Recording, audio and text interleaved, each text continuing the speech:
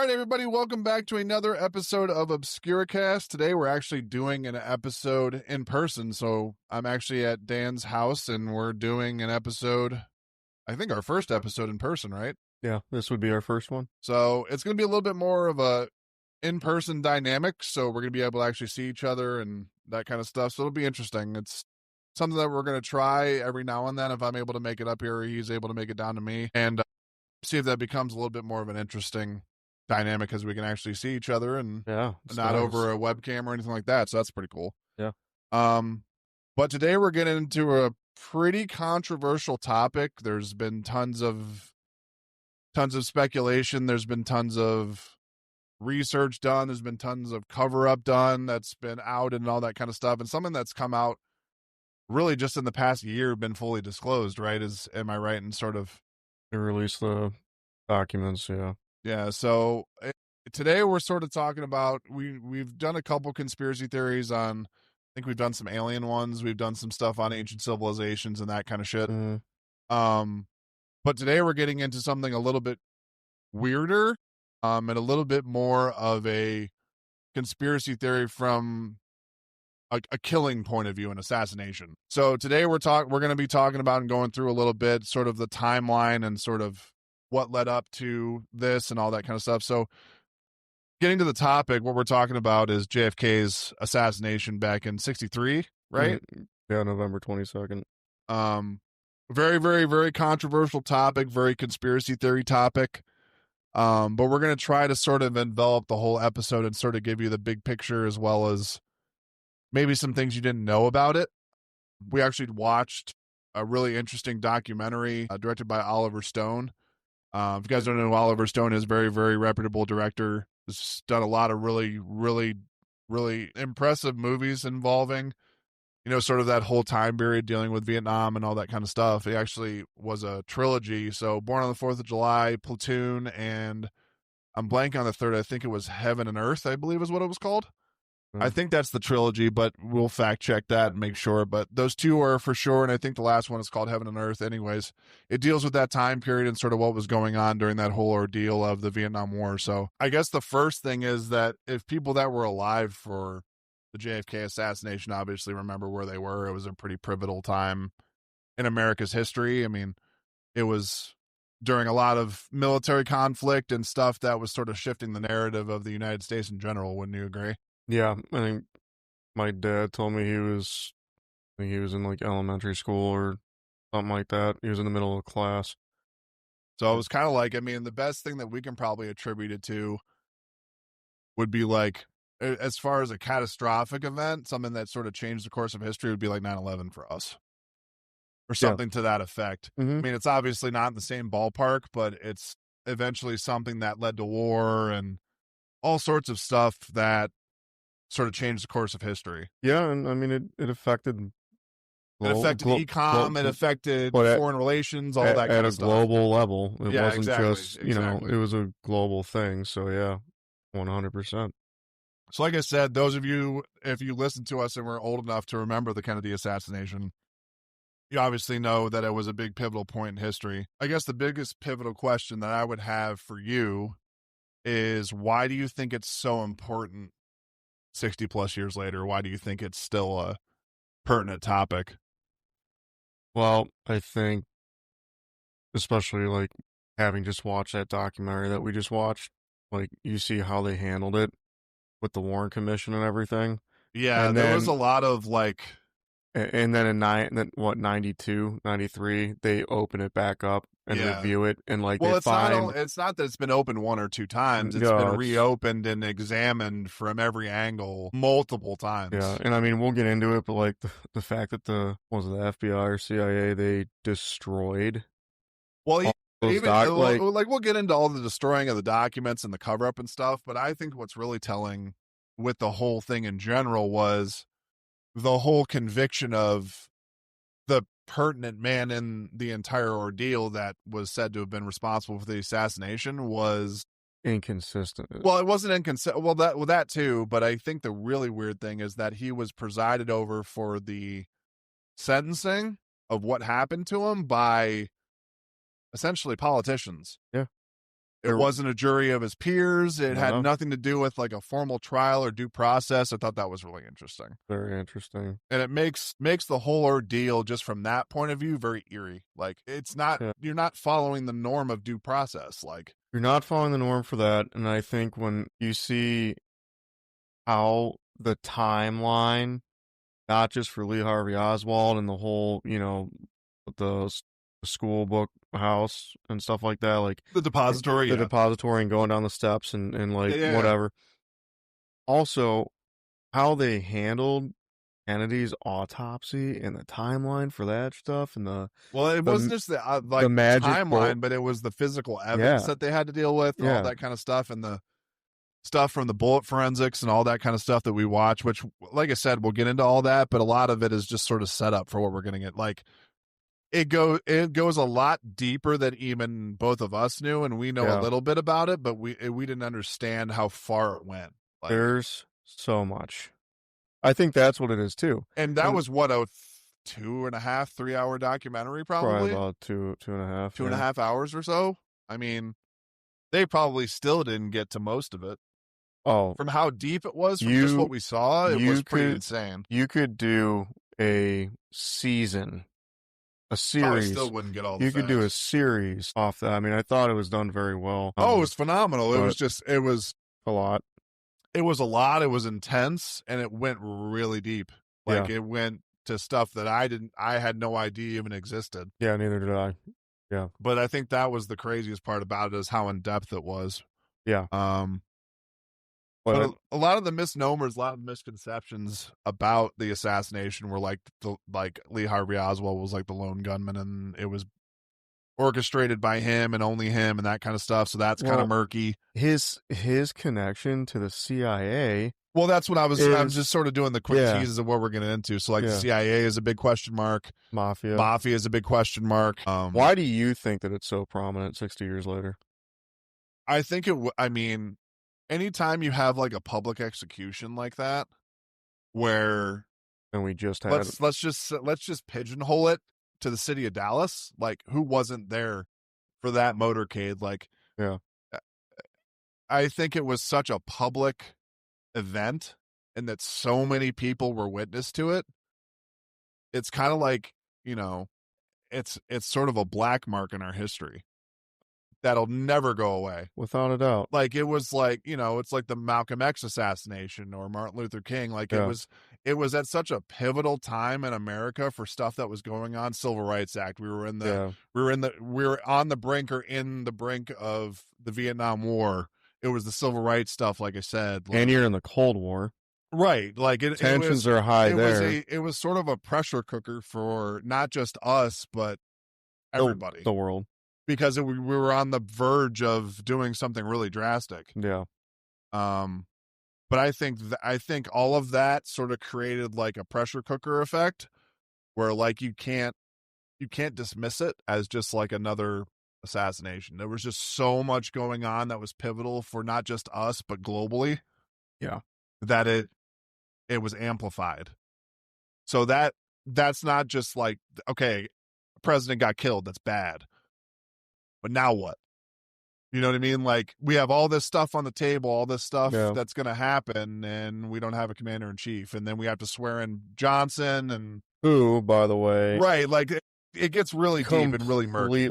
Yeah, it gets really goes deep. The opposite way that Kennedy. Yeah, it gets really deep and really murky, and it's going to be an interesting conversation. But like, all that sort of stuff, like those 4 points, like Oswald being the lone gunman, CIA having a hand in it, the mafia having a hand in it, probably having to do with the man that eventually shot Oswald outside the police station where he was being housed. Yeah.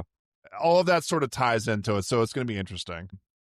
But yeah, one of the main things that we wanted to talk about, and I wanted to ask you, based on what we've seen, based on what you know personally, just you, not me influencing or anything like that, just your take on it, as well as the documentary we saw. Do you think he acted alone? Do you think it was just a spur of the moment thing? I think I know how you're going to answer the question, but I want to pose the question to you regardless. Was he just a lone gunman that wanted him out of the picture for whatever reason, whether it was political or anything? Or do you think it was orchestrated by whoever and why so much of it was classified. Why do you think that was? And so where do you sort of bend on the issue of lone gunman versus it being orchestrated, and why, if you go with the orchestrated route, why do you think so much of it was classified and covered up? For that exact reason. There's no way that Lee Harvey Oswald was a lone gunman. There's too much. I mean, you see in the documentary that he's clearly working with the CIA. He was an informant for when he went over to Russia. Yeah, he defected to Russia, but there's evidence that shows that he was actually working with the CIA over there to be an informant. He had so many ties to people. He was the fall guy. He was the guy that they were going to pin it on, because I just learned something new tonight. I didn't realize that the Chicago thing. Yeah, not only that one, but there was another one that we saw too. There was another Tampa. That's what it was. They had a guy in There Tampa. was another fall guy that looked. I mean, these three guys, like, they had three names. The similarities that they showed was a little uncanny. It's almost like they were carbon copies of each other. They weren't exact matches, but they were somebody. If you saw quick, their backgrounds were like so similar. Like, if you saw them really quick on the street, you'd be like, yeah, that's dude. Yeah. You know what I mean? The Tampa guy was a little... It was a little off, but the Thomas Arthur Valley guy and Lee Oswald looked almost identical. Yes. They were very, very, very similar. Yeah. I mean, if you looked at their pictures quick or looked at them on the street quick and just gave them a glance, you just thought they were the same guy. Yeah. I don't believe in the magic bullet at all.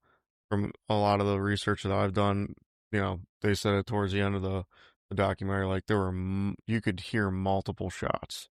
Yeah. And the way, watching that film, and I hate seeing it, but every time I see it, you and I play, not that it's real, but we play enough like Call of Duty and Battlefield, and like they get it pretty good, the mechanics of someone getting shot. Yeah. Right? Yeah. If you're standing behind someone and you shoot them in the back of the fucking head, where's their head go? Forward? Yeah. His head goes like back, like that. Yeah. Like in the magic bullet that it goes through 7 different appendages, like... Yeah, that's a little wild. Dude, there's no way. It's just... Whether it was a multiple shot or it was shot from 2 different directions or 3 directions, I mean... There were multiple people involved. Like, he was going to shut down the CIA. He literally was shutting down the Federal Reserve and the military-industrial complex he wanted to get rid of. That's like the 3 food groups for all the, corrupt shit going on, and he was going to get rid of all that. Like you said, Kennedy did a lot of great things, and he was a great leader, but at the same time... He had his own entanglements. He had his own shit, and he was involved with the he was tied with the mafia, which back then, who had any power? It's true. You know what I mean? Like, it was different times. You don't get to that position without being around some questionable people and doing some questionable things, I think. I mean, if you talk about politicians, dude, everybody's got their dirty luggage. Everybody's got their dirty luggage in real life, too. So it's not like... Yeah, 100%. We're not passing any judgment, but at the same time, if you're a political leader, especially of the United States... I would say he was a less piece of shit than most. It's fair. You know what I mean? Like, he at least did some really great shit. Or wanted to. He did some. He didn't get enough time to do all of it. It was just because he was assassinated in the 3rd year of his term, right? Going into 4. I think so. Is that right? Because he was inaugurated in 60, right? Yeah, he was inaugurated in... Yes, I believe so. Okay. But yeah, I have a question for you. What's that? If he doesn't get assassinated, do we still go into Vietnam? The world looks very different if he's not assassinated, based on what he was trying to do. How so? Well, this is the part that some people will probably turn away from, but at the same time, you have to call it out. There was a lot of what he was doing that would have... Like the central bank. There were a lot of people that had vetted interest in what was going on. He would have changed the landscape of all of that. Yeah. And they obviously you know, in hindsight, didn't want any of that. Like I said, we've sort of combed through the information, and it seemed like he knew sort of what was happening behind the scenes. I mean, they talked about the fact that he and his brother Robert, RFK, were, very in tune that they had been lied to. Yeah. Um, Which is why he wanted to shut down CIA we're not and even all talking about those. just the CIA though. Like we're talking about government in general. Yeah, yeah. And Um, military. right. But I think with Eisenhower being such a prominent military figure, they saw that as the only strength that made sense. Well, you got to think too. Military industrial complex, relatively still Right. But wet behind what the I'm saying ears. is if you're talking about Eisenhower, who was president before Kennedy, had put a lot of things in place that had made not only monetary stuff easier, but like policy easier for the people that had Yeah. vetted interest in what was going And on. Does and that make sense? and Truman kind of pushed that Well, before sure, Eisenhower. but what I'm So saying yeah. is he came into a no-win situation. Yeah. He came into a situation where he was trying to make positive changes. He was coming into a situation that everything was already sort of in place. Yeah. Everything was sort of wheels were turning already, Had and all the he wanted to plans. throw a big wrench in it. Yeah. Um, So what basically what you're saying is if he didn't get killed in Dallas, he probably would have been taken out at some point, at some point. he was doing too much that altered the status quo. Does that Yeah. answer your question? Yeah. Yeah, that So, answers like, the question. essentially, what he was doing was he was breaking the mold, and that didn't sit well with certain people. That inevitably, from what we saw in the research that you and I have done, those are the exact people that wanted him gone, and he's gone now. Like, Yeah. it went according to plan. Yeah, and then they just covered everything up. And then they made, not only did they cover it up, they changed medical records, they changed Yeah, like photographs of the autopsy, all Gerald this shit. Like, Gerald Ford like changing the impact of the bullet. yeah, Like what? I thought that was like how do you even do like how can you let somebody who like wasn't he basically there. rewrote the autopsy report from what we Yeah. saw. Yeah. But like it wasn't just him. I feel like No, several times it got changed, right? From yeah, I that. mean when they were going through the what did they call it? The assassination review board, was that what it Yeah, was? I think so, yeah. They from what we saw in there were like 4 or 5 hearings that went through as far as Yeah. what had happened and the causes of everything and the trajectory of the bullet and you name it, they probably went over it 4 or 5 times, brought it back to square one and were like, "Hey, let's run this through again. Is everything the same? Oh shit, 4, 5 and 6 are wrong." That that's going to have an effect on 7, 8, 9. Well, and then they had a full intact brain. Yeah, that's Like yeah.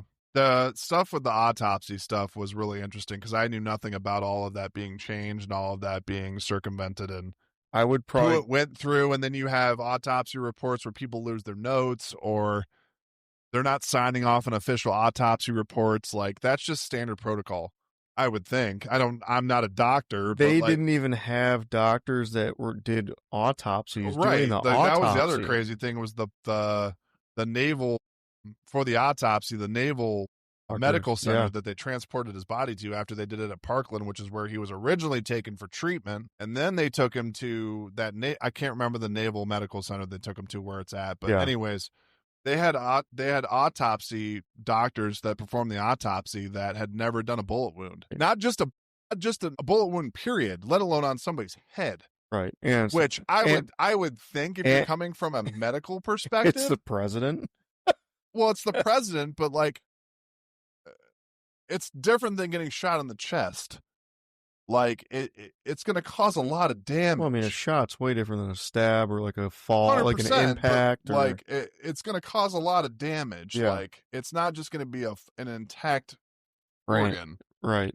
If you got shot, regardless whether it was a graze or anything else, it would have been evident. Yeah. Like you wouldn't.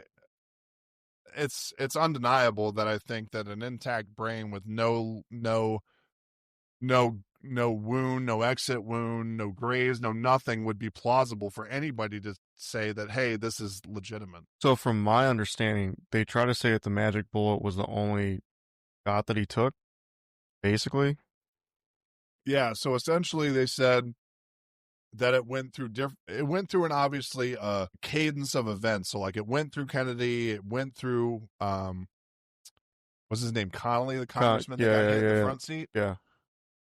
But it went through like 4 different iterations with the same shot.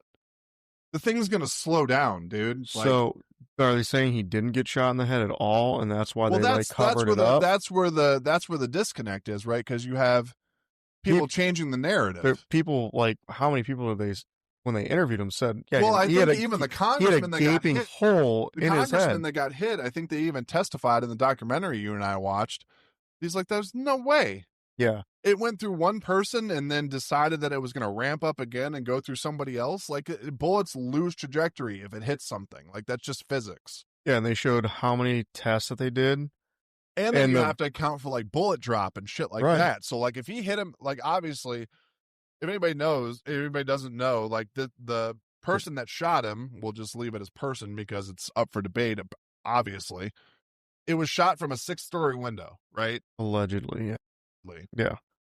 And then you got the grassy knoll and all that kind of stuff where he might have been shot from another place and all that kind of stuff. Anyways, he's shooting from a 6-story building, okay? That obviously has trajectory to go down because it's working with gravity, right? So it's going to be faster than if you just hit a straight shot. It's going to take gravity into effect and Coriolis and all that kind of shit. Yeah. Even if it's got the gravity on its side, if it hits matter, car, brain, tissue, bone, whatever, it's going to slow down. Yeah. Maybe not to a stop, but it's not going to pass through that, hit a seat. 7 points. You know what I'm saying? Yeah. It's not going to hit him, shoot through a seat, shoot through a wrist bone, and then exit. Side.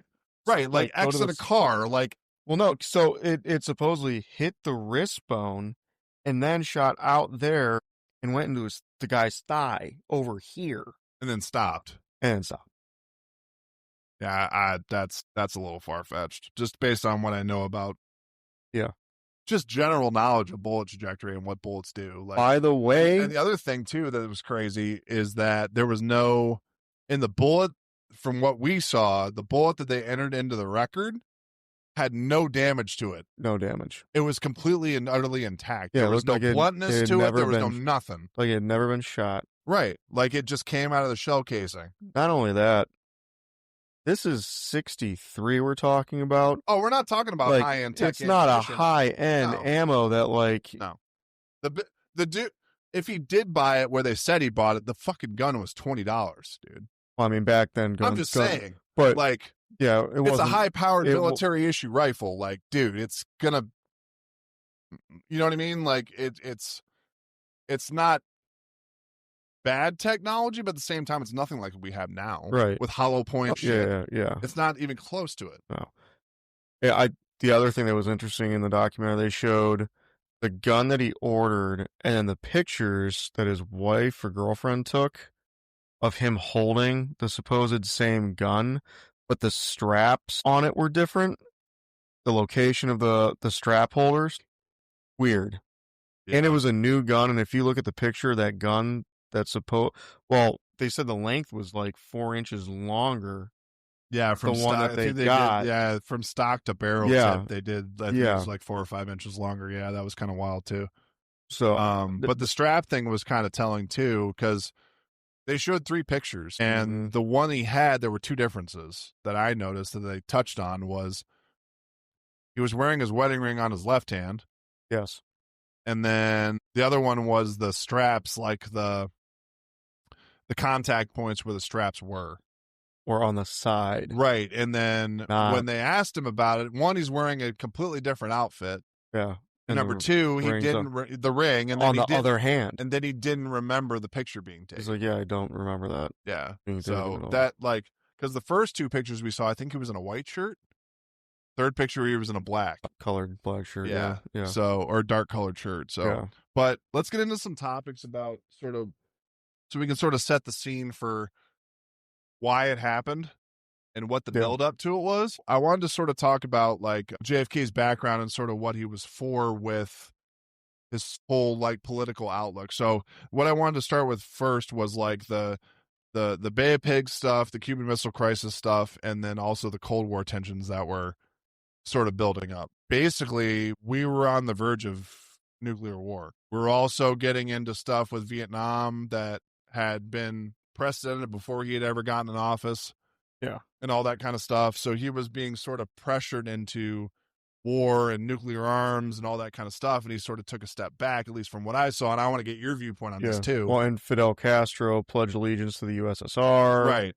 So he was sort of dealing with multiple entities at the same time, wanting military power and doing all these sorts of stuff. So I want to get your viewpoint on what was the harm in trying to have peace. And I like I said, I think I know where you'll go with this one, but I want to get your point of view before I say mine. Yeah. Because I think we're gonna sort of align on the same tip.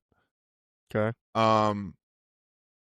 What do you think the reasoning was for the assassination based on what he wanted? Why do you think that was a plausible reaction to what he was doing? Why did it happen? Because of what he was trying to do with all of that stuff. Where do you sit on that? I mean, look at the military-industrial complex. If there's peace, okay, they're not going to be making money. The government contracts with Lockheed Martin and with Boeing and with, all those government contractors, war is good business. You have the military-industrial complex where they have to have war. So to have this overwhelming push for world peace, where he's going to pull forces out of Vietnam, right? Not just individuals, but they're pulling units like out. Platoons and yes. Yeah, correct. From Vietnam. I mean, he was getting peace in Egypt, France, all over. So if you're Lockheed Martin, that gets into the whole government contracting stuff, which we saw about earlier, and something different. But yeah, that's the thing, is that wars cost money, and you're only making money if, unfortunately, wars are going to plan. And if you fuck with people's money, it gets real dicey. Some people, that's their only it's their only motivation. Here's another question too to think about. Like we had talked about earlier, and you had said to me before we even started that Kennedy had ties to the mafia. Got to think back then, mafia probably tied to military-industrial complex and some of these. I'm sure there was some interest, but I mean, like, I don't want to make him out to be a bad person, because he did a lot of good things, especially from what we saw. He was trying to do a lot of really good things. He had some questionable personal life decisions. 100%. The introduction of him to the presidency and to politics is a little murky, but at the same token, what we saw and what we've done research on, that was just to get him elected. Yeah. That was just the influence to get him in office. Yeah, once he got in there, it was like... Once he got into office, he was trying to do things at least objectively for the greater good. Yeah. He was trying to do things that was going to make the world better. And not, right, the world, not just the U.S. Correct. The world. And so to answer your question, I think between the military-industrial complex and then the Federal Reserve, again, money, he literally was shutting down the Federal Reserve. We weren't going to use the Federal Reserve anymore. So essentially, you're taking money at the source. We were going to print our own money. Yeah. Not the feds. And he pissed off the wrong people, which... like our president right now, he's trying to go after a lot of same. If you look at like what Kennedy was trying to do and what probably said he was going to try to do, there's a lot of shit that I don't agree with that he's doing, but there is some that I do. He's trying to go after a lot of the same things, which hope it doesn't happen. I thought his first term, he was going to get taken out. Obviously, there's been 2 times he's already been shot at. He's been shot at twice. On his life, at least twice. There's been an attempt twice. I don't think it's done. Yeah. We're not even a fucking year into him being in, and it's already like people either love him or hate him. There's no really in the middle with that, and we've already lost one conservative social media, social influencer with Charlie Kirk. True. Like, it's not going to get better. It's I think it's going to get worse before it gets better. And I think that, like, think about right now where we're at. Like, there's a lot of, like, that boiling pot that you were talking about with Kennedy. Yeah. Kind of similar right now. Yeah, I mean, you have the Israeli-Palestinian conflict going on. You have Still have Russia and China. Still have Russia and China. You have Russia invading Ukraine. Look at France and they're yeah. I mean, Ireland, like I and said, England is getting overthrown. Like yeah, the whole there's Muslim. a lot of pressure cooking going on for sure. You could actually make the argument that it's kind of it's not the same thing. It's the same dynamic. Same dynamic.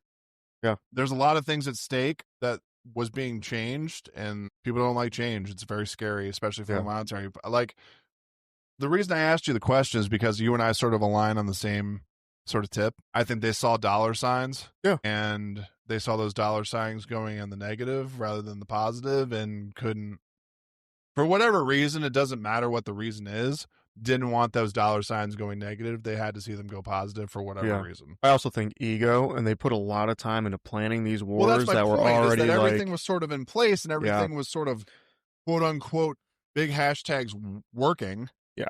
From whatever angle somebody was trying to get out of it, and they didn't want the status quo to change. Right. Everything was perfect, quote unquote, from whatever you're trying to gain out of the situation. Things were good for a lot of people. A lot of people in power. And wanted that to stay the same. You don't change the status quo. That's the worst thing you could possibly do. Probably shareholders too. Oh yeah, I mean, government contractors were going to benefit, and all sorts of crazy shit. It's actually kind of crazy. But let's sort of fast forward. We sort of went over the stuff with JFK's background and all that kind of stuff. So let's fast forward to the day of the assassination. Let's talk about November 22nd, 1963. Real quick. Yeah. Bay of Pigs. That whole thing, like, was one of the main player that they had planned, was that invasion. Just for viewers that don't know. And he saw it as something that they shouldn't do. He said, like, we are not going to go in there and invade. We're not going to get air support. You're not going to, because our CIA was training Cuban refugees to go and overthrow. I'm just saying this for the viewers that don't know what happened. So, like, the context matters. Yeah. For sure. So like, that was a huge, and it was a fucking disaster, by the way. I mean, huge disaster. So that pissed Kennedy off a lot, and that's when he really, I think, put his foot down on, like, yeah, we're not doing this shit. I want nothing to do with the CIA and all that. So go ahead. Sorry. No, you're good. No, the context is important, so I'm glad you brought that up, because all that backstory sort of leads up and segues into what we're talking about now. So I appreciate that. Yeah, no problem. So the timeline would be like, we would talk about the motorcade setup, how everything was sort of, what I remember from what we saw and what we sort of know about it, he was sort of in the middle of everything, obviously. It wasn't, he was, the third or fourth car back or something like that? Yeah, and they had to go around a turn, which they slowed down. So they slowed down and all that kind of shit, which actually coincides with the Chicago stuff. That's interesting. Yep. We'll get into that. But, like, the shots fired, there's always a question of, like, how many shots were fired, in multiple, especially in the stuff that we saw, multiple people saying there could have been multiple shots based on what they know from being in warfare and hearing how guns sound and being military, personnel and all that kind of shit. The trajectory of how he was hit, you brought up the falling forward type stuff, and all that kind of stuff. There was a disagreement between whether it was a backward shot or a front facing shot.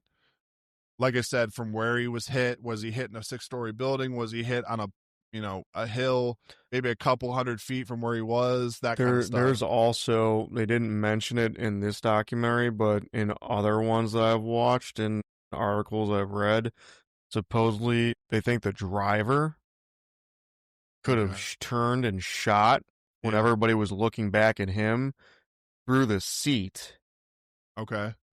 And shot him there as well. Okay. There's another, like, either in the stomach or head from that. I don't remember seeing anything about, like, because if he was shooting him from the seat, he would have shot him up. Well, like, put his handgun right to the you wouldn't have seen it. No, what I'm saying is the trajectory of the Oh, if bullet. he shot him in the If he head. shot him in the Yeah. head, it would have had to been pointing up. Yeah, that's You know what I true. mean? Yeah, that's So true. like all that sort of segues into like what we're talking about, but like also like the immediate chaos, like everybody heard a gunshot or multiple gunshots and was like, what the fuck just happened, and started panicking and all that kind of Well, stuff. there was a random person that got shot that was a Right. They bystander, hit like right? a ricochet or something like that, Yeah. I think that was what they said, or something. Somebody was hit in the crowd of the pedestrians and stuff that were watching the motorcade and watching him drive through Dallas and all that kind of stuff. Somehow he completely misses the automobile after nailing him. From, I mean, the book suppository, like I said, it was 6 stories up, but not only was it 6 stories up, but It was a distance. it was far. It wasn't far. I would say it was a distance for sure. But with a scope, and he's Right. an ex-military Marine, you're not going to miss that Yeah. bad. 100%. But just so like the immediate chaos, but then the Parkland Hospital stuff that we're getting into, all the stuff with the autopsy. There's multiple reports, especially in the documentary we saw. Like if you guys haven't seen it, it's an Oliver Stone documentary on JFK. Yeah, it's called JFK Through the Looking Glass. So I would definitely check that out. It sort of has a lot of the synopsis that we're talking about. We pulled a lot of information from there, like I said, that he and I didn't know. But the Parkland Hospital stuff was crazy because that's where the vast majority of the cover up, at least from an autopsy standpoint, body standpoint, took place. Well, I think the naval more than there. Well, I was going to get to that, but I'm saying like the start of it. Yeah. Yeah. There were multiple instances of like doctors having to retract their statement of what they originally said, and all the documented proof that they had was flushed out, and only timeline's not right. It didn't sort of make sense, and you had people like signing pieces of evidence, aka the bullet, that didn't coincide with the original timeline, and it was just weird. Very weird. It was just odd. But the autopsy stuff I thought was crazy, because if you see the autopsy photos in the Oliver Stone documentary, just a little bit of a PSA, it's pretty graphic. They show you know, like brain matter and stuff like that. It's a little uncomfortable if you're not ready for it. Definitely not a kid's watch. Yeah. If you guys are adults, please don't let your kids watch anything like that. It was pretty traumatizing even for the two of us. But a lot of the autopsy stuff didn't really coincide, just in encompassing all of it, didn't really coincide with really anything having to do with the original timeline or his body or the means of the assassination, anything. It didn't really match up at all. And they also had people that like weren't, you would think they would want the best of the best in that profession to work on him and like be a part of it, and they had like, it was weird, just the random fucking people working on him and like overseeing stuff. Yeah, and then like the thing that really like creeped me out about that whole ordeal was like his appointed doctor, like the physician that oversaw him as a president, was like a footnote in that documentary. Oh yeah, he was in there for what, maybe a minute? Well, 2 minutes. They said when they brought him to the Naval Institute that you had all his regular doctors and like all like the best of the best that work on all the high up people in Congress and all that. They're like an hour away, and none of them were called. Yeah, they weren't even like not even reached out to maybe for a second opinion, or how he was as a person, or him physically as just a human being. Like all that kind of stuff was thrown out the window or under the rug. Yeah, it's very weird. Very weird. But the other thing that I wanted to talk about is that the route of his motorcade was actually changed. Do you know anything about that? Honestly, no. I really don't know anything about that. It wouldn't surprise me though. Yeah, because I think they changed. With it all being orchestrated, it would make sense that he was on a route that. But then again, the Secret Service was very low. Didn't they have low that's the security? other thing I want to talk about too, is why the security was so relaxed. Like because they either knew what was going on or had an inkling of something was going to happen, based on how relaxed they were. Because, like I said, we talked about it earlier in the episode, is that there were multiple attempts made on his life. Like they had documented proof, the Chicago thing, the Tampa thing. Right. I think there was one more, but I can't think of it right now. But there was documented proof that attempts had been made on his life. The crazy thing about the attempts made on his life is that the Chicago thing and the Dallas thing were so similar. Very similar. I think it was a 6 or 7 story building like they talked about before. it was in the same general location as when the shot was taken, or multiple Yeah. shots were taken. Well, they shut it.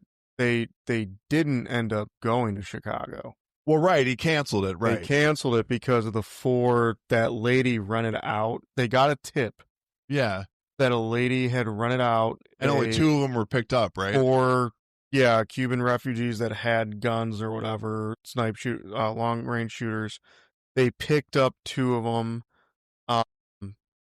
and they like wouldn't say anything. They wouldn't give anything up. Yeah, they basically, what they use the word stonewall. Yeah, they stonewalled. They basically shut the hell up and didn't say anything about it. Couldn't get anything out of them.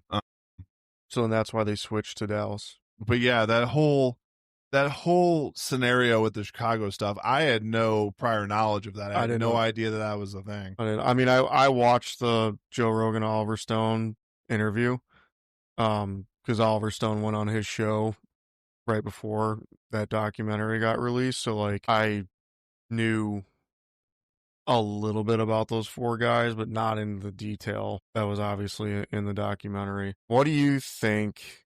Them silencing everyone, like people making statements and then all of a sudden like changing their shit. I Like, mean, it's indisputable based on what we saw. They threatened their life, right?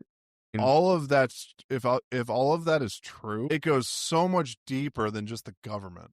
You're influencing public opinion now. It's dangerous. Well, and they destroyed the news film, the original news files and all that. But like, you take that stuff, you take testimony that's been reversed under oath, and it's just wild that all of this stuff was happening, and nobody was like, dude, he said something completely different. You have that, like, right? You know what I mean? Yeah. Like, yeah. Well, whether it was brought up and swept under, that's, I don't know enough about that to say whether it was or not. But at the same time, you would think that, like, you couldn't do it nowadays. If somebody came forth with the information, they were probably silenced too. 100%. There's definitely people that were, hey, dude, he just said something crazy as fuck and you got it wrong. Like, that's like libel. That's a felony. You can't do that. Like, well, I'm sure there were people that have been killed off. Yeah, I mean, like, it's just crazy that all this stuff happened and they were still examining it like it's new information. Like, it was right there. Right. I mean, look at the Charlie Kirk assassination. That was low security. They had lower security than they normally did. Well, his debates too were not. They were very relaxed. Yeah. Just by nature. But then the Trump one where he got shot in the ear right out here in Butler, PA. Yeah. Like, that security detail is really weird. Yeah. Because they had real low security, said that they couldn't put a shooter on top of the roof because it had too much of a slope, and that roof is flat, like super flat. Like, well, if you want to talk about the Charlie Kirk thing, you're talking about the same thing. And we're talking about the JFK stuff, we're talking about the same thing. Yeah. He's from a neutral position. He's in a building that's obviously level. And, well, like, you would think it would be level. But a lot of weird shit that doesn't add up. Like, the kid was 21 years old, had no social media history at all. They couldn't find anything on him. Well, he did have social media history, but I've never seen it documented. Was that he was talking with, I believe it was his roommate. We were talking about the Charlie Kirk thing, right? No, I was talking about the 21-year-old that shot at Trump and hit him. Oh, okay. We were getting mixed signals. I thought you were talking because there was. I've never seen it. I've never like dived into it and like looked it up to see the actual evidence. But apparently, the stuff that was happening with the Charlie Kirk thing was he had communicated with his roommate. Through Discord, his lover, was that something the lover? Like that? I don't remember the logistics of it. What matters is the evidence, right? And it was a person that he confided in about possibly or carrying out the assassination of him on that day. Yeah, it was documented through Discord, either chat or voice activity, something like that, and that's what they used to throw at the person allegedly that killed him. Is that he had pre-planned it through that messaging app and then had carried it out, I think, a couple days later. I don't remember the exact timeline. So you know how he went to Utah State? Yeah. Do you know that he was only there for, I think, it was like one semester? Do you know who has their main training at Utah State, the head training center for new recruits, CIA. Interesting. Like, he's got ties to it. It gets really interesting in that one. We could do an episode on that. But anyway, back to JFK. Like, yeah, so we sort of covered like the day it happened and what sort of the plausible reasons are for why it was such like a, at least at the time and the couple days afterwards, let's be diplomatic in that sense, why it was so confusing of what happened. But let's talk about Oswald as a person, like sort of what he was all about too, just to sort of get the whole scope of the event. Yeah. So let's just talk quickly about his background. I know we sort of touched on the fact that he had connections to, had defected to the USSR and had Cuban ties with all the stuff he was doing with like the anti-Castro group and then the pro-Castro group and all that kind of stuff, sort of playing both sides. Right. I thought that was interesting. And he was in the Marine Corps and he was stationed at a Japan base that was heavily... I can't remember the name of the base, but yeah, it was like an ultra secret, like one of, if not the most secret bases that he could have been in, and it was in Japan. I can't remember. That starts with an A. They were flying what, U-2 planes? U-2 planes, and it was like a reconnaissance base. For the CIA. Correct. Yeah. But the Texas School Depository where he worked, that whole timeline is really fucking weird. With the what was it, three female witnesses that would have passed him on the stairwell and all that kind of shit. And they never saw him. The first person he saw on the way down apparently was the police officer that was weird. Said it took him 2 minutes to get down or whatever. Yeah, and it was like a minute, and then you had the CIA and the FBI and all that kind of stuff. Changing the timeline to like plus a minute or something like that, based on where he was. Several minutes for the women when really it only took him like less than a minute to get down there. Women on the other side testifying to the fact they were like basically all together. Yeah. When they left. And then their testimonies were like they were wiped out or changed lost, or weird. But the arrest interrogation of Lee Harvey Oswald when he was actually arrested, talking about the fact that he had made it known that he was just a patsy. Interesting fact. He was just like a scapegoat for them to kill him and all that kind of shit. It's wild. The interesting fact, too, about Lee Harvey Oswald being at that Japan base, the fucking Chicago guy. Also, he was in the same unit or same platoon as him in Vietnam or whatever? At the same Japanese base. He wasn't at the same base. He was a different one, but he was in the same platoon or something like that. They had the U-2 planes and the whole spy thing, too. Yeah, they were both. The three, I think, biggest telling stuff between the three of them that's actually really eerie and creepy was that they were both at highly secretive Japan air bases for the U.S. Yes. Number two, they both had the same kind of reconnaissance aircraft at the facilities. And then they were both responsible for training Cuban refugees or exiles. And they both defected to Russia. I didn't know that one. I actually forgot about that one. That's actually a really good point. But do you think even as a military sniper or military trained entity would be able to pull off those shots? Yeah.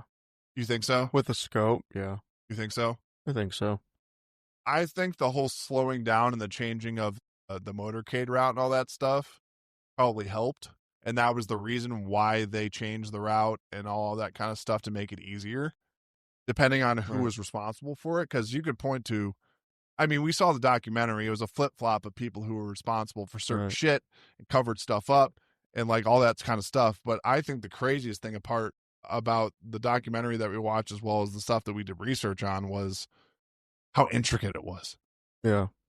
Like how down to a T, like you're threatening witnesses, you're changing testimony, you're changing autopsy photos, you're changing the autopsy as a whole. Yeah. Like everything is just wrong. And like the Warren Commission, like reaching out. Well, that was like the whole thing I told you at the beginning of the episode too, is that like he wasn't even tried during due process.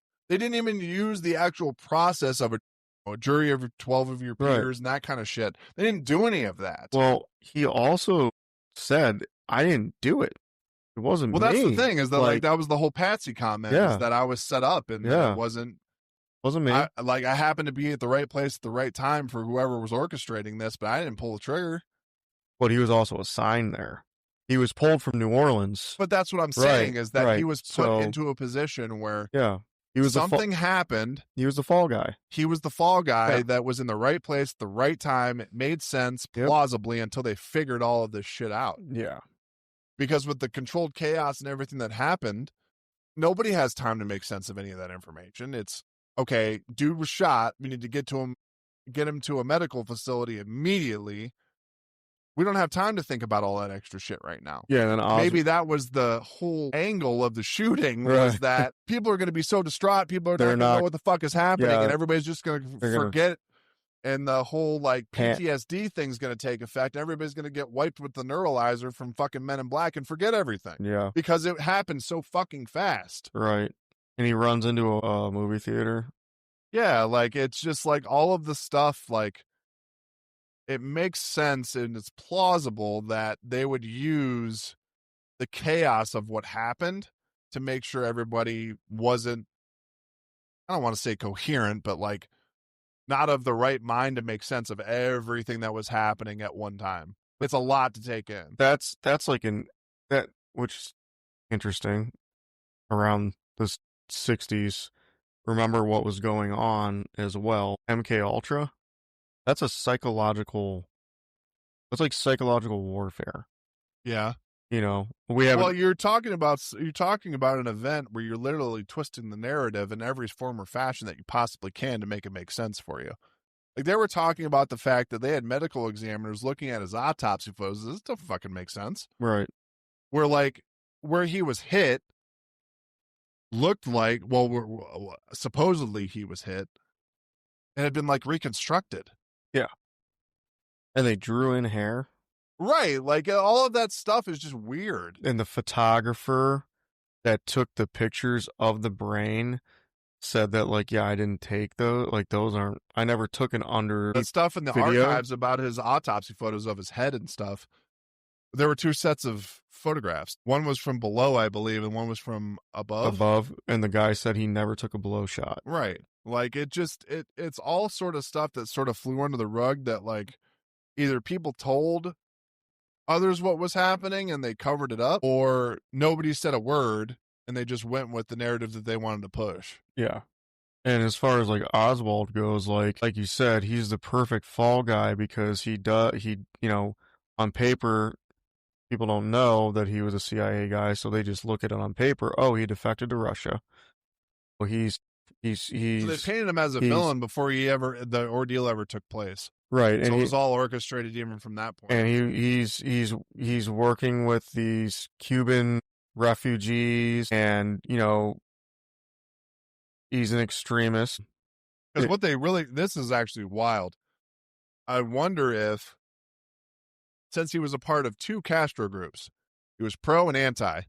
Oh yeah, so he's just a plant. So what would have happened was, had it gone bad, and he wasn't killed, they could maybe paint him as like a civilian that you see what I'm saying? Oh yeah, he was fucked. Like he was between a rock and a hard place.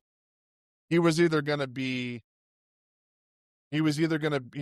disappear into the cosmos and nobody was ever gonna know who he was, or he becomes the villain and the person that they can scapegoat into being the de facto for Russia, the person that.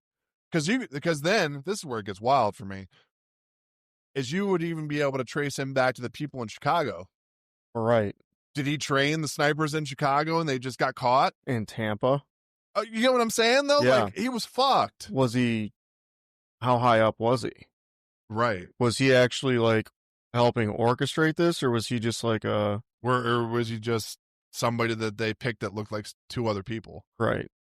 Based on what we know. Right. And like we talked about the mafia earlier, I think mafia was probably involved with the CIA because the CIA and mafia were like fucking hand in hand. Yeah. Like that's where like the whole Jack Ruby coming in. Well, that's what we're going to get into next. That's actually a good segue. So Jack Ruby was, if anybody that doesn't know much about this, Jack Ruby was actually the guy that silenced and ended up killing and assassinating Lee Harvey Oswald when he was... Which was another public killing. Correct. It was another public assassination. It was on live TV. If I'm Yes, not it mistaken. was. Yeah, it was on live TV. But you brought up Jack Ruby's mafia connections. Why don't you talk a little bit about that, since I know you were sort of on the mafia tip for some of this too. Yeah, I don't know like super detail about it. I just know that he had connections to the He was a mafia. nightclub owner, was he not? I think he was a nightclub owner. So my understanding is that Jack was told to go silence Oswald so that he couldn't fucking talk and snitch, because they were afraid that he was gonna fucking bullshit. Yeah, he was gonna spill all the bullshit, and that they were gonna, you know, basically the media and reporters and like people were gonna like, if we don't silence him now, there's a good chance that like the shit that we're doing with the autopsy and like all like people, all the fucking like, lid on the jar, like it's gonna get fucked. Yeah. Here's, you know how I mentioned the MK Ultra thing? Yeah. Okay. The lead guy for MK Ultra, and I forget his name, I'll look it up in a minute. Did you know that lead guy went and visited Jack Ruby in his prison cell and supposedly was like high dosing him with LSD to make him, like, all of a sudden, if you look into Jack Ruby's history, he like goes fucking bananas in prison. Like out of nowhere. I remember seeing something about that. Like he had like a psychological profile that was like and it's insanity because or some crazy shit or delusional. So that same guy that was doing that to Jack was also the same guy that worked with Charles Manson with MK Ultra. Yeah, because Charles Manson was an MK Ultra baby. His mom birthed him into that program.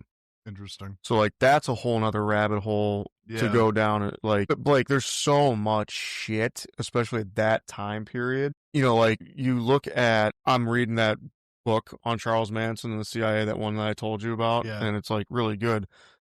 The same way that they saw Kennedy as a threat to the military industrial complex and the war and stuff like that, they saw the hippies as a threat because they were all about peace and love and no war. Yeah, it was a big movement. It wasn't just a couple of people in a field doing some drugs. It was. So there's actually proof that Manson never did LSD with his team, with his people, his congregation. He faked it. And because he was a part of the MK Ultra training for the CIA, he actually used psychological manipulation to his followers. And what they wanted was people to fear hippies. So if they could get this group, this Charles Manson family of serial killer hippies, it'll fuck the whole hippie movement, which it kind of did. So same type of like, and Manson was the fall guy because he was a foster kid and like he had a fucked up childhood. He spent most of his time in prison, in and out of same type of like easy guy to target. You know what I mean? So different circumstances, but just same as playbook. It's just as damnable for sure. It's the same playbook. Yeah.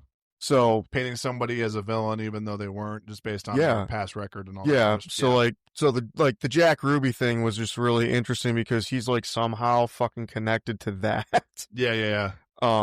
So yeah, I mean, Jack basically just went in there to silence. I mean, is that what? Would you say that's probably what you think? Yeah, I mean, not to give any validity or like praise to Charles Manson, but at the same time, if you listen to the man talk, it's a weird dynamic because you could also paint him as somebody that's sort of out there and doesn't sort of know what's going on and is sort of delusional and all that kind of stuff. But he knew. If you sit down and watch his interviews or anything that he's ever done as far as public, persona, a lot of what he says and a lot of his demeanor is rooted in at least substantial proof as far as like the way he viewed the world and what was going on and all that kind of stuff about us, like killing the ozone layer and all that kind of stuff. And like, well, he knew how the game worked.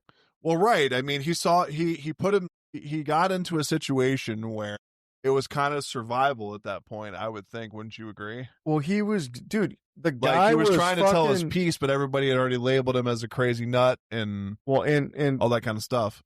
He got arrested like fucking a ton of times. Yeah. And they would just release him. Right. Like, they weren't like, they would bring him in and they would go to interrogate him, and then like somehow they got orders to just release him, which obviously came from CIA Yeah, or that I don't FBI. know about. That's Like, more you than me, like but he got fucking released like a shit ton of times. So there was a LA detective, I think, that like just already had targeted Manson several times, but anytime he went to go like actually, you know, fucking interrogate him, somehow he's getting fucking released, and he never knew like who was doing it. Yeah. But I know you wanted to get into, because we had talked about it earlier about the Warren Commission and all that kind of stuff. Yeah. I know we got into it pretty in depth, but as far as that was concerned, you had talked about the magic bullet scenario and the theory of all that kind of shit where one bullet sort of took care of everything. I'm not a physicist, okay? I understand logic. Yeah. And I've fired a gun before and know what they do, yeah, and how things work from at least a civilian standpoint. You've hunted. I've hunted. I've killed things. I've killed animals. Yeah. Like, obviously, like I know how it works. I know the physics of what a bullet does. There's no way it's going to pass through, let alone two people and 7 and a car seat, but it essentially makes 7 points of impact. Yes. There's no fucking way. You're not shooting a deer in the neck and it's coming out its hind leg. No, like it doesn't.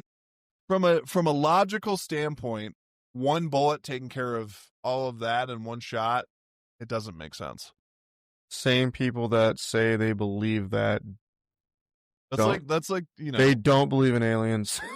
Yeah, like it doesn't make sense. I mean, but that's become another argument too. That's become plausible and even documented as well as verified, is that there is intelligent life. Like it's. Yeah. I don't want to get too much off of a tangent, but like I said, like there are certain things that you can prove scientifically and physically. Yeah. That either make sense or don't make sense. Well, it's either one of the two. We're living in a very, for disclosure on a lot of things like JFK, MLK, because the MLK assassination documents got released too. Okay. Between like UFOs and ETs, Kennedy assassination, MLK, like those all were within this time period. You know what I mean? Where they're where they're releasing stuff. Roswell happened, and like, you know, we've done episodes on that where, you know, everyone like kind of Area 51 was like where everyone put their attention on, right? When really like the bodies and the UFOs were taken to Wright-Patterson Air Force Base and fucking, right. Which was the headquarters for Project Blue Book, right? Which Kennedy wanted to disclose that, by the way. He wanted to disclose the UFO phenomena and tell everybody that there was life. That's why he wanted to go to the moon. Right. Because he was big for the space races, I remember. And he knew there were bases on the moon. Yeah. And he was going to disclose to everybody, which is another reason why. Because that was the whole reason the Cold War happened in the first place, because they were racing to space to see who would have domain over what they found and all that kind of shit. Yeah, But there was a meeting between, I think it was Truman. I think it was Truman first, and then Eisenhower with ETs. And like Eisenhower's granddaughter, you were talking about Call of Duty before, and that's. I don't know if you remember Black Ops. Remember the first original? One? Yeah. When they did the whole storyline with JFK and all that kind of stuff. Yeah. It was interesting. Yeah. But just getting back to the Warren Commission stuff. So like we talked about the trajectory, we talked about the wounds earlier with the autopsy reports and the physics and all that shit. Yeah. I think we can both agree that it just doesn't add up. Oh no, it just doesn't make sense. They just, and anyone that questioned it got like threatened, obviously. Yeah. They got changed their testimony, you know, whatever. Because they were threatened, like their family and shit like that, which is what they do. Right. Yeah, there was a couple reports in the documentary that we watched that were talking about the fact that people were pushed up against walls and dude, how about intimidated by Secret Service and all sorts of crazy shit. The guy that was getting interviewed that like put his fucking pistol on the table. Oh yeah, that was wild. And was like, "Who the fuck are you working for?" He's like, that was wild. I'm an independent journalist. Right, like dude. I'm just asking questions. Like, why the hostility? But yeah, it all sort of circles back to the fact that people had stuff to lose over what happened. And like I said, the chaos of the incident, I think they thought would cover up a lot of the bullshit. And people just, they didn't take it as granted and they wanted answers to what really happened.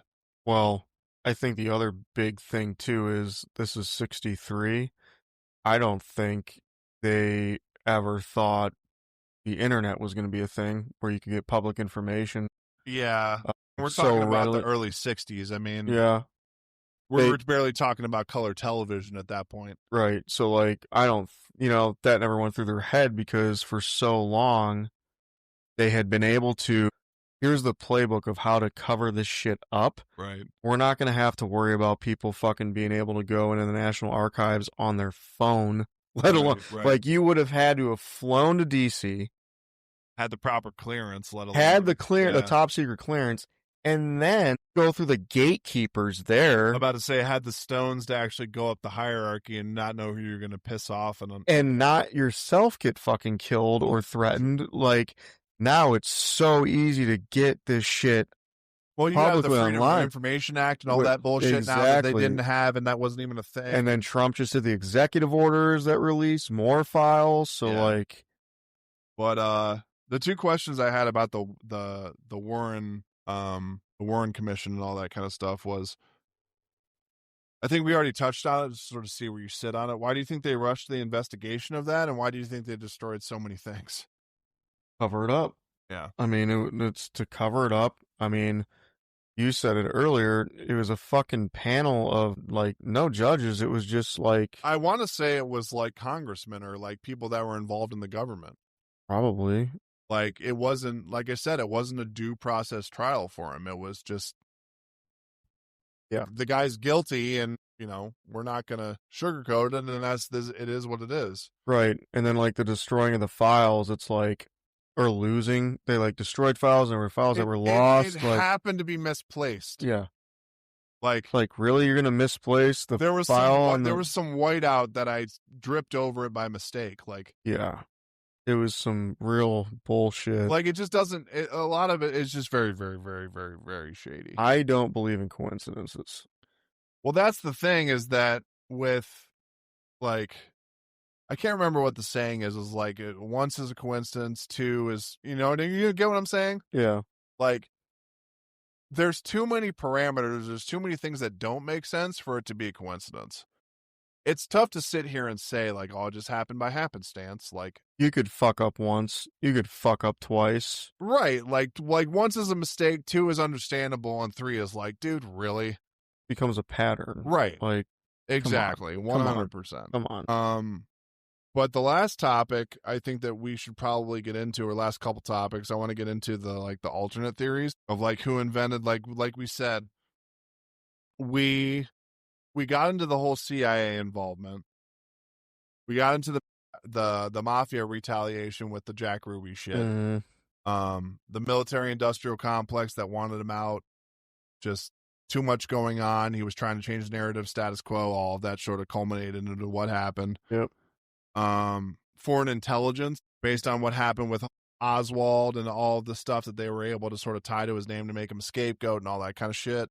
And Kennedy was doing a lot of shit with France and Egypt and the multiple shooter and the grassy knoll thing. So they were trying to point it at different things rather than just one thing. Yeah. That kind of stuff. And then the Lyndon B. Johnson succession stuff.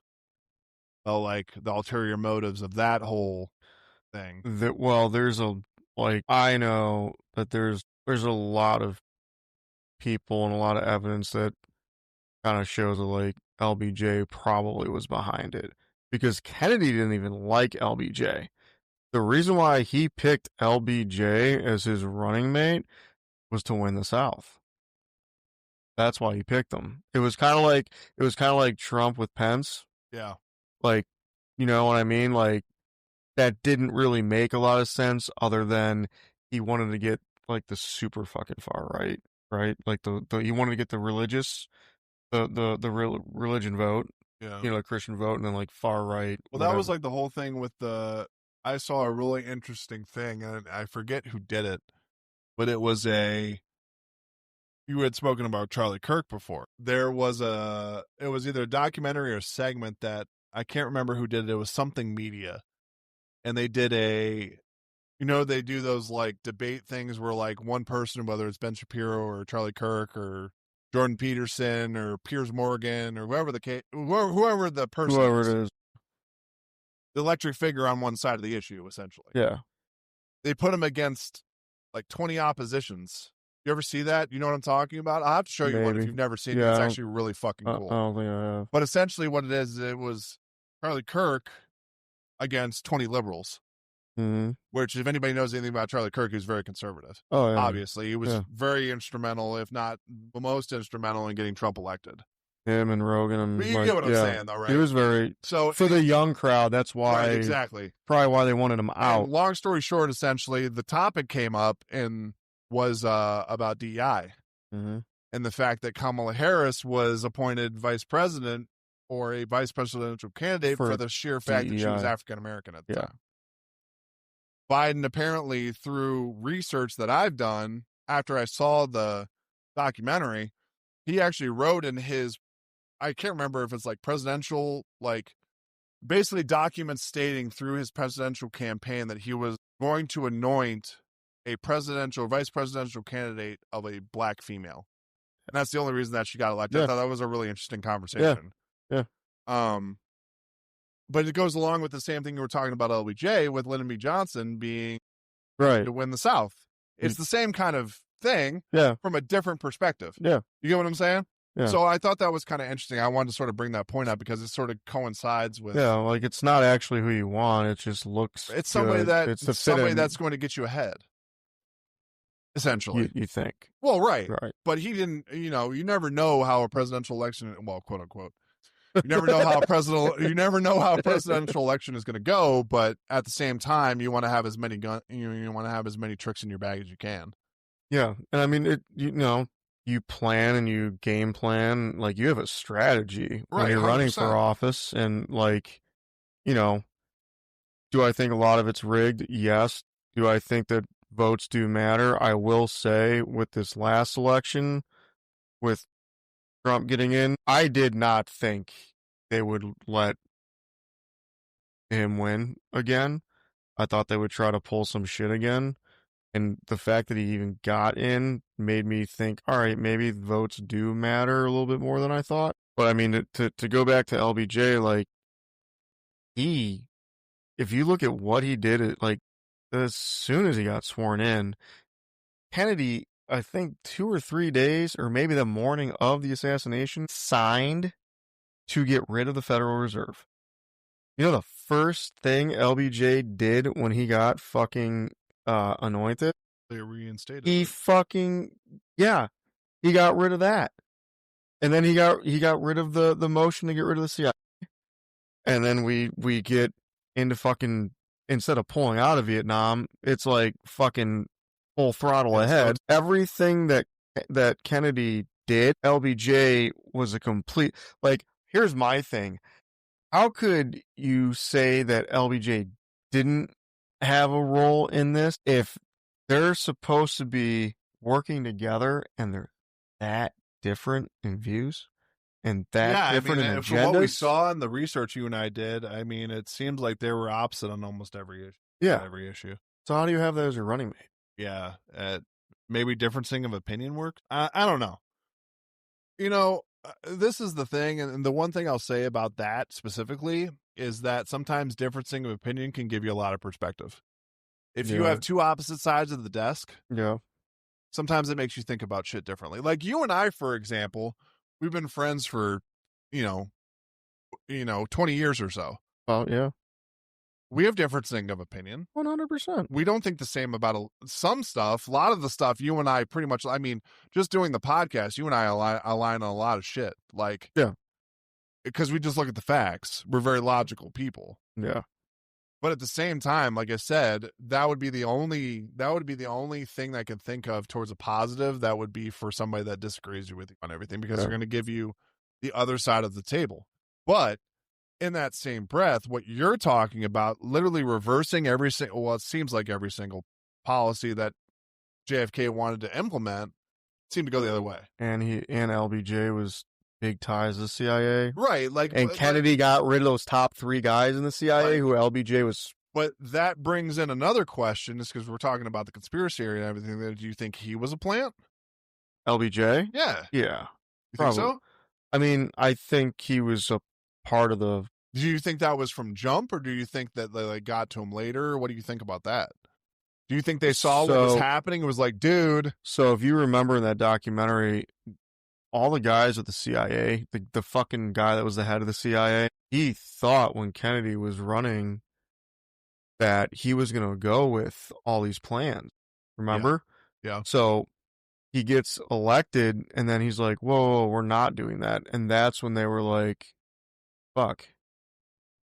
You know? Yeah. Like, they thought he was, because they thought he was going to be for Bay of Pigs and all the stuff that was set up, and then he went the other way, and they're like, oh shit, damage control. They said because he was so young that they thought he was just going to go like, oh, they used the word, didn't they use the word pliable? Yeah, good old boy network. Like he was flexible, and like they could have manipulated them and all that kind of stuff. It's interesting. Yeah, so, I mean. Yeah, it could have gone either way, whether he was a plant first and foremost, or they saw what was happening and they probably said like needed some damage control. I think what happened is that Kennedy needed to win the South, but also LBJ was probably a plant in there for like, hey, just in case this doesn't go the way we want, he's going to get taken out, you're going to get put in there, and then you're going to make sure that these initiatives get pushed forward. Yeah.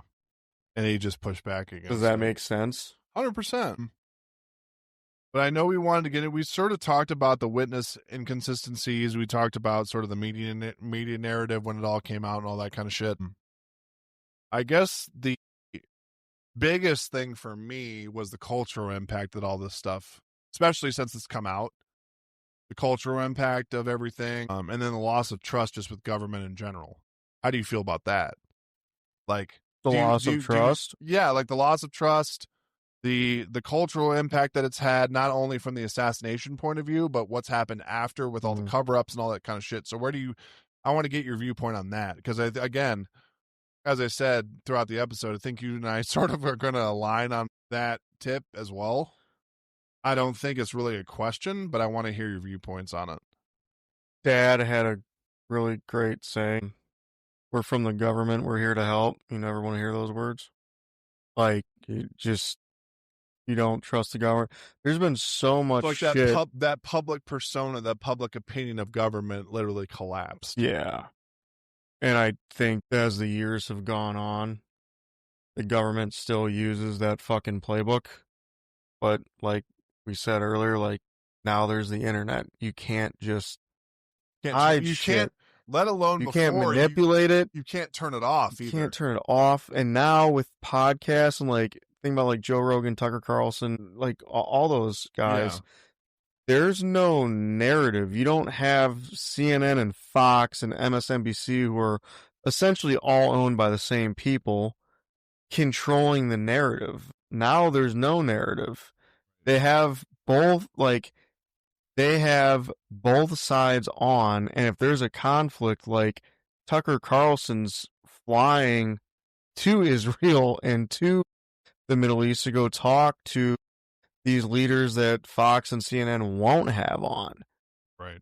You know, like, I'm sure Tucker and Rogan and Candace Owens and like all these podcasters, when Charlie Kirk got taken out, they probably went, fuck. If they took him out, like, they got a bigger voice than Charlie. So, I mean, it, like, that JFK assassination, you can feel it nowadays because the shit. Well, it's like the modern. I wanted to touch on one thing, because you're sort of talking about like modern day whistleblowers. Yeah. Like people that are bringing stuff to light that hasn't been seen for however long. Yeah. You look at somewhere like you and I had talked about, I think on a previous episode, you'd asked me about Edward Snowden. Yeah. Talk about a man that was slandered and is literally living in exile. I can't remember where he's living. He's living in exile somewhere. He's in Russia. Is he in Russia? I believe so. I don't know that for sure. We might fact check that too, but like that man's life was literally destroyed for uncovering government secrets that they were spying on us, and 100%. But what, like, all of this deters people from coming to light about stuff that they've experienced or that they've been privy to. So not only are you changing the narrative of what's happening, you're changing the plausible evidence of what happened. Yeah. So you're controlling not just the narrative, the story, but you're controlling the facts about the story. Russia. Is it Russia? Yeah. But it starts to become this all-encompassing phenomenon where you're taking the truth and you're setting it aside and saying, you know what? Close enough. People will believe that. Yeah. That's what happened with the JFK stuff. You had literally medical records being changed. Yeah. Stuff not being documented. Stuff people retracting their statements. You had people not signing off on medical documents. Like, and if you came forward and said something, you were a conspiracy theorist. You were nuts. How many conspiracy theories have turned out to fucking be true? Yeah. From some point of view, some form or right, fashion. like, yeah. That's what kind of like, it's like, I don't trust anything that the government says or does. Fuck, I don't trust half of what anybody, like even medical now, because of the whole COVID shit. And now there's even more shit coming out with the vaccines and like the heart, like the myocarditis and all that. And like, the effects that it's having on children, that they told us that, oh, there was no harm in this. There was no blah, blah, blah. And like, I remember my doctor at the Cleveland Clinic before I moved out here. Went to the Cleveland Clinic and he suggested that I get the COVID vaccine. And I said, here, I'll ask you this. What are some of the long-term risks and side effects? He said, oh, well, we don't have the study for that, but it's fine. You have nothing to worry about. And I said, how do you know? I would have answered him with one simple word. What? Question mark? He said, you ready for this? He said, you don't have to worry. Just trust me. Like, you'll be fine. I said, I got a question for you. If something happens to me, can I sue Johnson & Johnson or whoever? And he's like, no. I said, okay. I said, if I would have came to you 3 years ago and I said, I'm thinking about getting this vaccine that has no long-term studies, no real testing has ever been done on this, it just came out 6 months ago, would you have said, yeah, go for it? And he looked at me and he said, no, probably not. I said, okay, cool. When there's 10 years of studies done and I'm getting sick all the time, maybe I'll consider it. Yeah. Best decision I ever made was not getting that. I think I got one booster and called it quits after that. I did it for sake of my father. Yeah. I didn't even do it because of me. I got one round and said, I'm not doing this. All they wanted was to get fear in everybody. Yeah. And then you get into the whole conversation with the lockdowns and all that kind of. But it's the same shit, Blake, because what they do is that anyone talking about controlled chaos. Anyone that questions it, what were you? No, you're a conspiracy not even that. But like, you're talking about people that like, COVID was a panic state worldwide. They literally locked you down. I think I was in Pennsylvania. Yeah, the day it happened, and my dad called me. Was like, dude, you got to get home. Like, something's going on. What do you mean something's going? It was so like abrupt. Dude, I was on a college football practice field for spring practice. We were like 3 days into spring camp. But that's what I'm talking about with the controlled chaos stuff. Like, they sprung this on people immediately. Yeah. Like, the day it happened, the day it went live, it was everywhere. And people were scared shitless. Yes. They didn't know what to do. Yeah. And that's my point. And you're finding out now that there's a lot of shit that was covered up and lied, and Fauci definitely fucking lied. The CDC lied. Like, medical people that we trust with our health fucking lied. Guess what? I don't trust. I barely trust my doctors. Especially because now we find out that they were getting paid every time one of their patients got a fucking vaccine. They were getting kickbacks. Yeah. And like all the opioid epidemic with Oxycontin, with all that, they were getting fucking paid and kickback.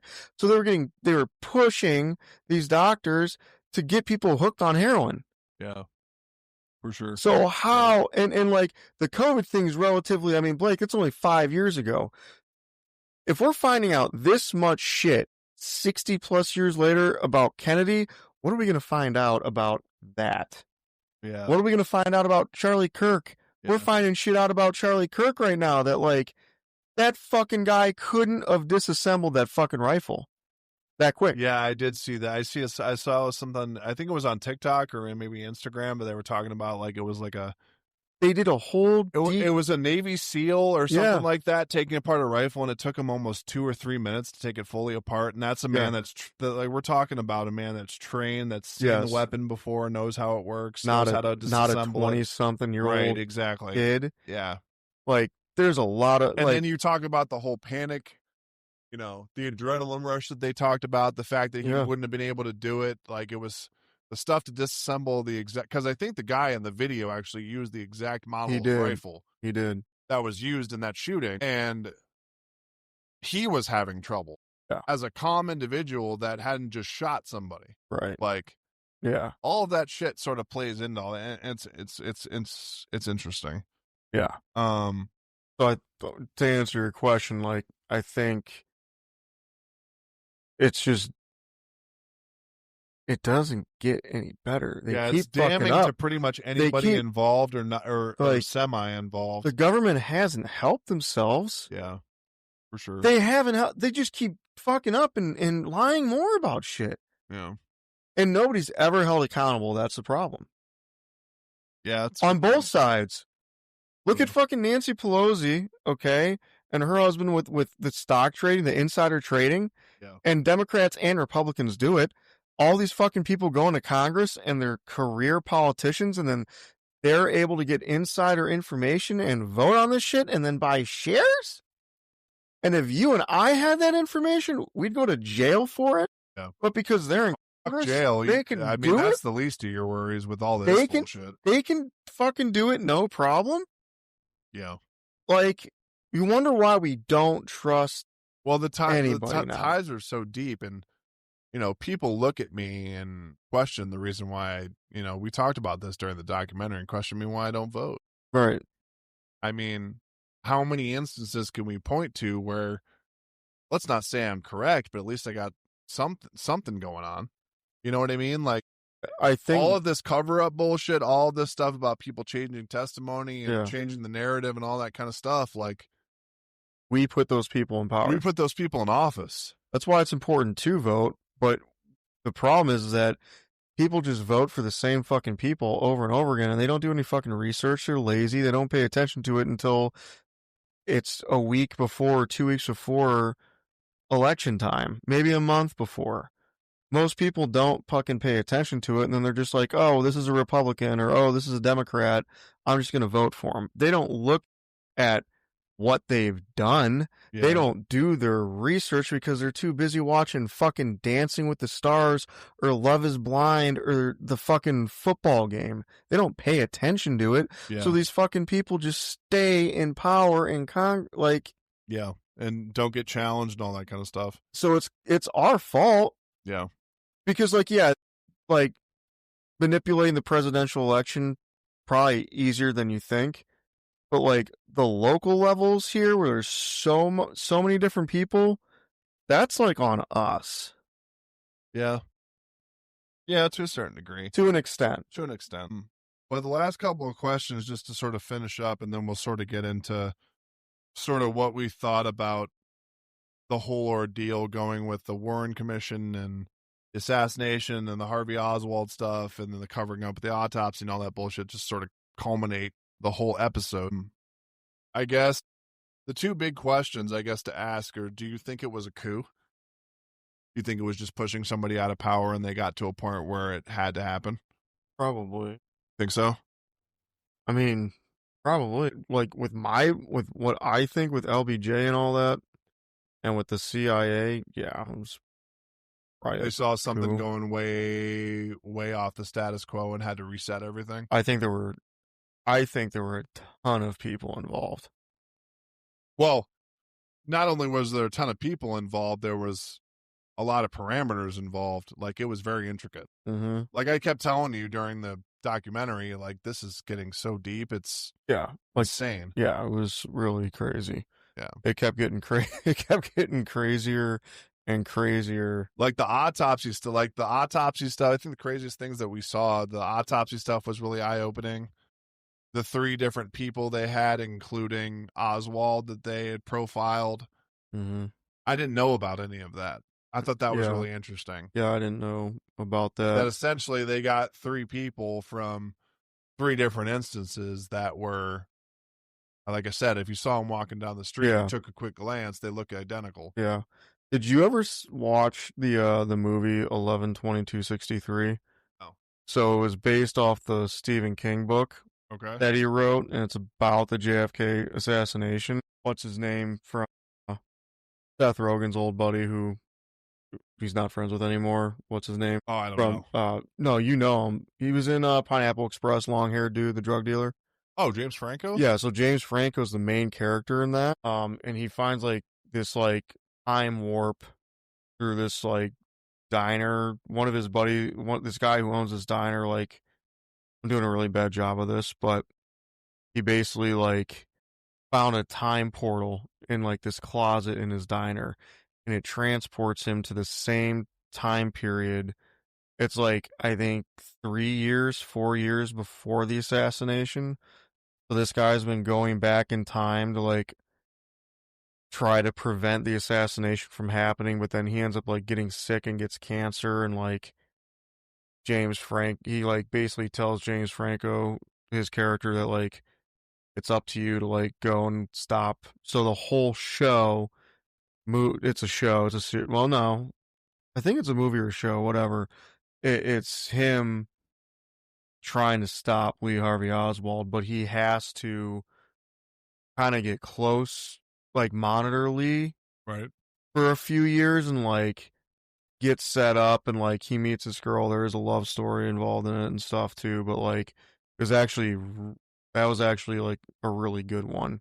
Interesting. Stephen King did a pretty good like story plot with this. Sorry, I know that was a tangent that wasn't No, on the you're good. topic, That but like I didn't know it that that was was a Stephen King story. That's yeah, actually pretty that interesting. it was pretty good. So the last question, I guess, that we'll end with before we get into sort of like what we might add as like a poll or something on the episode to sort of get people's feedback was, will we ever know the full truth of what happened? Do you think it's ever going to come out like the Roswell stuff, where we know that like bodies were recovered and the intricacies of what happened and why it was covered up and all that kind of shit? Do you think we'll ever actually know what happened from a full standpoint? He probably, once everyone's dead that Yeah. was involved. Yeah. I would tend to agree with you. I think that it's going to be, what we have declassified is a piece, but as far as the whole pie, I think that's going to take a while. It's like the disclosure for extraterrestrials and like all the crashed UFOs. Like if Steve Jobs and these guys got access to that technology and had a jump start over these other companies, like that gets into like lawsuits and attorneys. So like it's one of the reasons why they're not going to do it. And like religion, think about like like they say it would kill religion, Yeah. which I have a disagreement with that, but like, it's just they're gonna wait till everybody that was involved is gone. So that way when they disclose it, people aren't gonna go to jail. Because who are you gonna put in jail? They're all fucking dead. You know what I mean? Yeah, 100%. You know, I mean, you're gonna piss off some family members and their family name might not be as, like there's a pretty good evidence that Bush Sr. was possibly the guy that shot him from the grassy knoll. Because he was in the fucking CIA, FBI, I mean, one of them, and he was high up and supposedly like helped orchestrate that takeout was Bush Sr. Yeah, I remember them saying something Yeah, about that in the documentary too. yeah. So Yeah. like the Bush name will get fucking, which Bush name, by the way, Junior's grandfather, so Senior's father, I believe it was. The Bush family held back the Nazi Party. Interesting. Just like Henry Ford, Ford built the fucking engine for the Panzer, right? Like, it's people are gonna there's gonna be, like you said, you probably aren't gonna get the whole pie. Yeah, You'll probably I get think pieces. they're gonna do it in I think droves. we're gonna get more. We will get more, 100%. but I also It's gonna be slated in segments and but also like, how much can they release because they destroyed so much shit. right. That's true. That's true.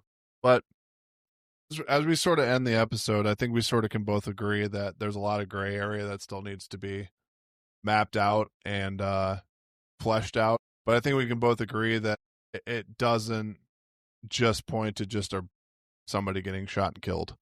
There's a lot more to it than that. But yeah, I mean, you guys can draw your own conclusions. Like I said, you said it was JFK Through the Looking Glass was the name of Yeah. the documentary. It's by Oliver Stone. So if you guys want to check that out and sort of see for yourselves what we've sort of been talking about. We also did a lot of extensive research too. So not just the documentary, but just what we know from growing up and being in our mid to late 30s. We sort of have an idea of what happened and that kind of stuff. So you guys can draw your own conclusions. Like I said, like I say, pretty much every episode that we do, we don't want to make your decisions for you. We want you guys to take the information and dissect it just like we've done for the past, hour and a half, almost 2 hours. So make sure to follow us on Obscurecast if you guys haven't already. We have an Instagram account, which is at Obscurecast, also an X account at Obscurecast.com. If you guys want to tweet at us, or throw us a message, even on Spotify or anything like that, the comments, we'd love to hear from you guys about what we should talk about next. These podcasts, I think I can speak for Dano and myself, that they're never about finding the end-all, be-all truth. They're just examining the facts that are in front of us and trying to make sense based on what we've gone through in our lifetime and what we know for certain. Yeah, and So hearing each other's opinions on different yeah, I stuff mean, too. we delved into a lot of different stuff that wasn't just JFK stuff. We delved into a lot of stuff that has to do with even what's going on right now. Politics and Yeah, I mean, it's sort of all foreign encompassing type interests. of episode where we don't necessarily want to see history repeat itself, but at the same time, it seems like it's doing a lot of the same things, only 60, 70 years later. So Yeah. it's eerie how history can sort of repeat itself and sort of wear a different mask. That kind of thing. But like I said, make sure to follow us on socials. Like I said, at Obscurecast. You can find us both on Instagram and X. And we appreciate you guys for listening. I know we haven't put out an episode in a while. We told you guys that it was going to be sort of hit or miss on the holiday season, but we'll try to start pumping them out as quick as we can for you guys to make sure that you guys are up to snuff on what we're doing and all that kind of shit. So appreciate you guys listening. Dan, you got any final thoughts? I had a really good time doing this episode. Yeah, I think it was a lot of fun. We examined good. a lot of stuff we didn't think we'd get into, but that's the nature of our relationships, the nature of our podcast. Yeah. So also, another good one for everybody to watch. Blake and I just watched That Age of Disclosure. Oh yeah, that was actually pretty cool. I think we touched on it on a previous episode, didn't we? It was coming out before, on my birthday. It was coming out on my birthday. It was 1 or 2 episodes ago, something like that. Yeah. So, like I said, make sure to follow us on socials, and if you guys have anything you guys want us to talk about, delve into, as long as it's not crazy out of pocket, we'll get into it. Hope you guys enjoyed the episode. Talk to you guys soon.